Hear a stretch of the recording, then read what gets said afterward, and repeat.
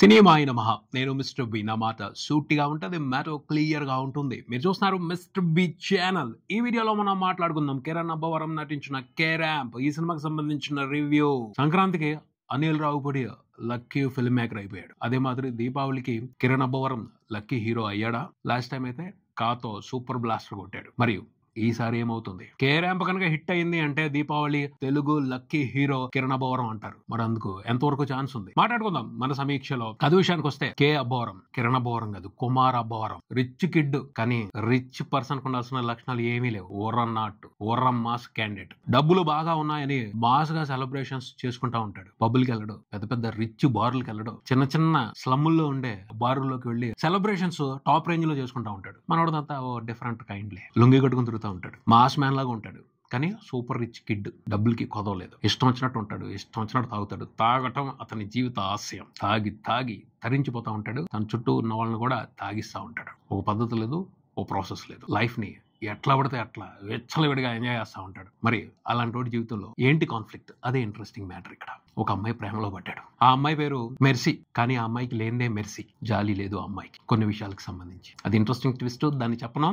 అది కుమార్ అబ్బవరం జీవితంలో ఓ పెద్ద తుఫానికి కారణమైంది. ఆ పైన అతని జీవితంలో కే ర్యాంప్ మొదలైంది. చివరికి ఆ కే ర్యాంప్ జాతర నుంచి కుమార్ అబ్బవరం బయటపడగలిగాడా లేదా తెలుసుకోవడం ఈ సినిమా. విశ్లేషణ విషయానికి వస్తే కే ర్యాంప్ అంటే డబుల్ మీనింగ్ అర్థం అందరికీ తెలుసు. కానీ ఈ సినిమాలో ఆ ర్యాంప్ లేదు. ఏ ర్యాంప్ ఉంది? కిరణ్ అబ్బవరం ర్యాంప్ ఉందా? కాదు. కుమార్ ర్యాంప్ కూడా లేదు. కేరళలో ర్యాంప్ ఉంది. ఎందుకంటే ఈ సినిమాలో కథ కేరళలో ఎక్కువ జరుగుద్ది. హీరో అక్కడికి వెళ్తాడు చదువుకోవడానికి, హీరోయిన్ అక్కడే తగులుద్ది. హీరోయిన్ మూలంగానే హీరో జీవితంలో కే ర్యాంప్ మొదలవుద్ది. ఈ సినిమాలో నాకు నచ్చిన విషయం ఏమిటి అంటే కాన్ఫ్లిక్ట్. పోతే కాన్ఫ్లిక్ట్ ఇంటర్వెల్ కి వస్తుంది. హీరోయిన్ క్యారెక్టర్ రెగ్యులర్ కాదు, కొంచెం డిఫరెంట్ గా ఉంటుంది. అదే ఈ కథలో అసలైన సమస్య. ఆ సమస్య బాగుంది. ఆ సమస్య మూలంగా క్రియేట్ అయిన కే ర్యాంప్ బాగుంది. దాంతో హీరో పడే ఇబ్బందులు బాగున్నాయి. అవన్నీ కూడా సెకండ్ హాఫ్ లో ఉంటాయి. ఆ ఇబ్బందుల్ని కొంతవరకు ఎంజాయ్ చేస్తాం. పోతే అందులో ఫ్రెష్, ప్యూర్, డిఫరెంట్ కామెడీని ఎక్స్పెక్ట్ చేయకూడదు. టైం పాస్ కామెడీ ఉంటుంది. Time pass, silly, cringe comedy ఉంటుంది. అయినా ఎంజాయ్ చేయొచ్చు కొంతవరకు. కొన్ని లిమిటేషన్స్ పక్కన పెట్టేసి, కొన్ని అబ్జెక్షన్స్, కొన్ని కండిషన్స్, కొన్ని రూల్స్ పక్కన పెట్టేసి చూస్తే ఆ కామెడీని కొంతవరకు టైం పాస్ కేటగిరీలో ఎంజాయ్ చేయొచ్చు. అది ఉంది ఈ సినిమాలో. పోతే సెకండ్ హాఫ్ లో ఉన్న కామెడీని కొంచెం ఇంట్రెస్టింగ్ గా ఎంజాయ్ చేయగలుగుతాం. ఫస్ట్ హాఫ్ లో వచ్చే కామెడీని ఎంజాయ్ చేయలేం. ఎందుకంటే అక్కడ ప్రాపర్ రీజన్స్ ఉండవు, పర్పస్ కూడా ఇంట్రెస్టింగ్ గా ఉండదు. హీరో క్యారెక్టర్ ని ఎలివేట్ చేయడం కోసం, హీరో క్యారెక్టర్ ఇది ఇంత జులాయిగా ఉంటాడు, ఇంత వేస్ట్ ఫెలో అని చూపించడం కోసం silly reasons, silly plots, silly విశేషాలు చూపెట్టారు. అవి over the top cringe material. కానీ ఇప్పుడు క్రింజే ట్రెండ్ కాబట్టి ఆ మ్యాటర్ ని ఎంజాయ్ చేసేవాళ్ళు ఉండొచ్చు.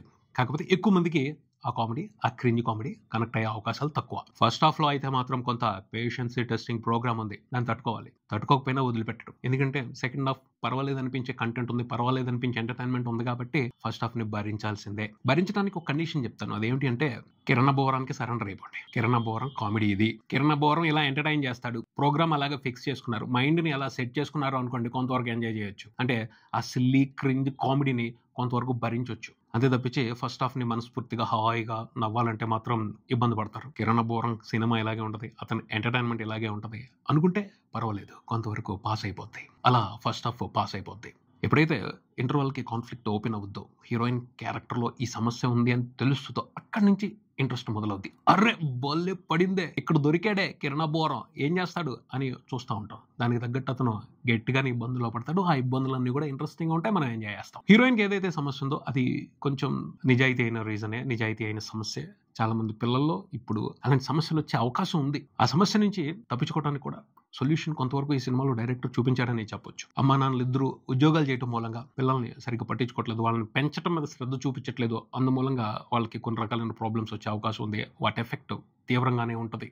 అది ఈ సినిమాలో హీరోయిన్ సమస్య. దాన్ని బాగా చూపెట్టారు, బాగా డిస్కస్ చేశారు. ఇంట్రెస్టింగ్ అనిపించింది. ఆ సమస్యకి సంబంధించి జాగ్రత్తగానే హ్యాండిల్ చేశారు. ఏ మాత్రం అటు ఇటు అయినా, కొంచెం ఓవర్ ద డోస్ వెళ్ళినా విమర్శలు వచ్చేసేవి, గట్టిగా ఖండించేసేవాళ్ళు. బట్ డైరెక్టర్ మాత్రం చాలా నీట్ గానే ఆ పోర్షన్ ని హ్యాండిల్ చేశాడని చెప్పాలి. కాకపోతే రెగ్యులర్ సిచ్యువేషన్స్, రెగ్యులర్ సీన్స్ తో నడిపించుకుంటూ వెళ్ళటం మూలంగా ఓకే పర్వాలేదు అనిపిస్తుంది. దాన్ని ఇంకొంచెం డిఫరెంట్ గా, రిఫ్రెషింగ్ గా ట్రై చేసి ఉన్నట్టయితే టాప్ లేచిపోయేది, బ్రహ్మాండమైన అప్రిసియేషన్స్ వచ్చేవి. అంత మంచి పాయింట్, అందులో డౌటే లేదు. అలాగే హీరో క్యారెక్టర్ తో ఆ కాన్ఫ్లిక్ట్ ని కనెక్ట్ చేసిన విధానం కూడా ఇంట్రెస్టింగ్ గా ఉంటుంది. హీరోకి ఏ బాధబంది లేదు, ఎవరిని పట్టించుకోడు, జులాయిగా తిరుగుతూ ఉంటాడు. అలాంటి వాడికి హీరోయిన్ లో ఉన్న సమస్య మారటానికి అవకాశం కల్పించింది. అది ఇంట్రెస్టింగ్ పాయింట్. వాటన్నిటిని కూడా చాలా బాగా కనెక్ట్ చేశాడు. ఎప్పుడు కూడా ప్రేమకు ఒక పర్పస్ ఉండాలి. ప్రేమ అంటే అంతే, అలా జరిగిపోద్ది, ఎందుకు ప్రేమించామో తెలియదు, ఇలాంటి క్వశ్చన్స్ అందరి జీవితంలో ఉండవు. ప్రతి ప్రేమ కథలోనూ పర్పస్ లేకుండా ఉండదు. ఎక్కువ మంది పర్పస్ తోనే ప్రేమిస్తారు. ప్రేమ ఎన్నో సమస్యలకి పరిష్కారాలు చూపెడుతుంది, ఎన్నో జీవితాన్ని చక్కదిద్దుద్ది. అలాంటి ప్రేమలు కూడా ఉంటాయి. అలాంటి ప్రేమ కథ ఈ సినిమాలో కూడా ఉంది. Cringe, silly